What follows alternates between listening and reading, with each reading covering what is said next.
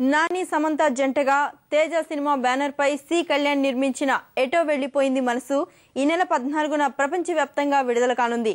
గౌతమ్ మీనన్ దర్శకత్వంలో వస్తున్న ఈ సినిమా యువతను విశేషంగా ఆకట్టుకుంటుందని యూనిట్ చెబుతోంది. ఆ విశేషాలను నిర్మాత కళ్యాణ్ వెల్లడించారు.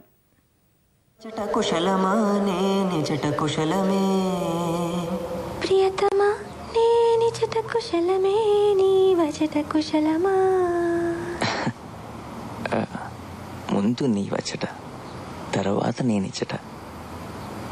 అందుకే నువ్వు పాడడం మొదలు పెట్టగానే పడిపోయా.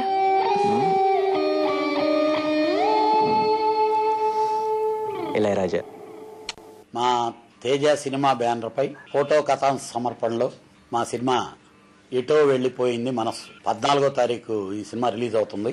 14వ తారీఖు రిలీజ్ అయ్యేటటువంటి ఈ సినిమాకి ఇప్పటికే యూత్లో కానీ ట్విట్టర్లో కానీ లేకపోతే యూట్యూబ్లో కానీ హిట్స్ ఏ రేంజ్లో ఉన్నాయనేది మీ అందరికీ తెలిసిందే. ఎన్నో రోజుల తర్వాత చూసిన సినిమా అది నీకోసం. Some appreciation for that. నా కోసం అంత గొప్ప త్యాగం చేయక్కర్లేదు. అవుతావా చూడండి. నన్ను కూడా పాప్కార్న్ సౌండ్ చేయకుండా తిను.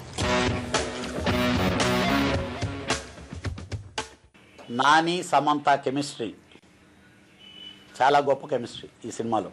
యూత్కి రొమాన్స్, ఫీల్, ఎవ్రీథింగ్.